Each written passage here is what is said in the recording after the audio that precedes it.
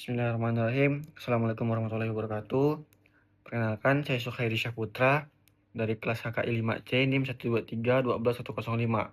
Kali ini saya akan membuat tugas video dari Pak Wakib Fikih Mawaris tentang hasil UAS dan pemahaman tentang kasus-kasus dalam ilmu farid. Baiklah, saya akan langsung aja pada intinya penjelasan pada materi ini, yaitu pada UAS Fikih Waris ini soal-soal penguji pemahaman kita tentang kasus-kasus khusus dalam ilmu farid. Bukan sekedar hitung biasa, ada 4 topik utama, yaitu Umariyah, Mustarakah atau Himariyah, Munasakah atau serta waris, kunsa, dan janin.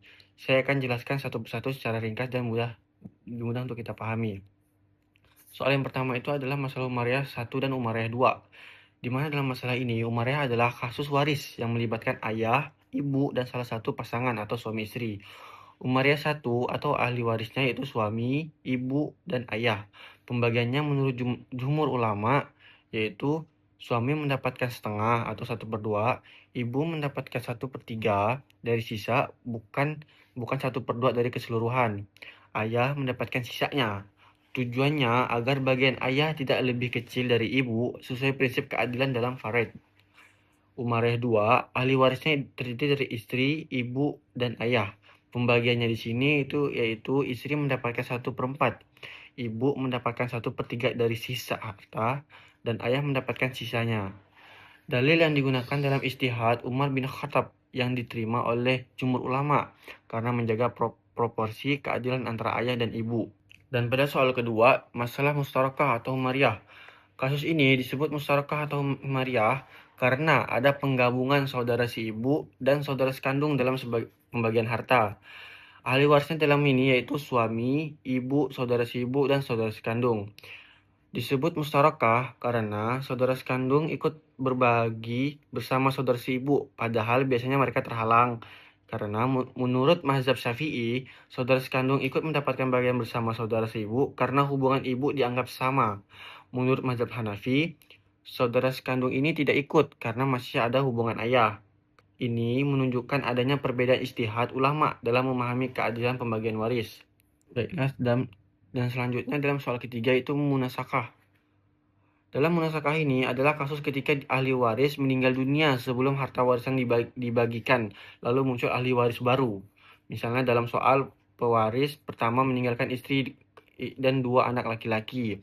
Salah satu anak laki-laki meninggal sebelum pembagian, dan anak-anak tersebut meninggalkan istri dan anak perempuan. Cara penyelesaiannya di sini yaitu hitungan waris pewaris pertama. Tentukan bagian anak yang meninggal. Bagian anak tersebut dibagikan lagi kepada istri dan anak perempuannya. Intinya di sini warisan bertingkat, tidak boleh dicampur dan harus urut.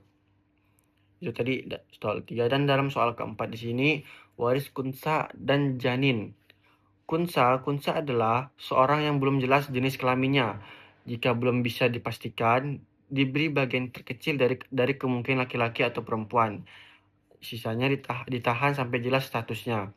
Janin atau hamil, janin berhak waris dengan syarat. Yang pertama itu sudah ada dalam kandungan saat pewaris wafat. Yang kedua, lahir dalam keadaan hidup. Cara menghitungnya di sini yaitu diasumsikan janin paling berhak biasanya sebagai anak laki-laki. Dan bagian ahli waris lain disesuaikan. Dan setelah janin lahir, pembagian disesuaikan ulang. Baiklah, langsung saja itu tadi dari 4 soal UAS ini. Dan penutup ini kesimpulannya yaitu soal ini menekankan pemahaman konsep, bukan hanya hitungan. Kita harus tahu siapa ahli warisnya, mengapa mendapatkan bagian tersebut, apa dasar fikih dari perbedaan pendapat ulama. Jika dipahami alurnya, soal-soal farid ini sebenarnya logis dan sistematis. Itulah tadi pemahaman yang bisa saya paparkan dari materi hasil UAS Pak Wakib ini dari fikih mawaris. Semoga bisa dipahami. Mohon maaf jika ada kurangnya karena di sini saya juga masih tetap belajar.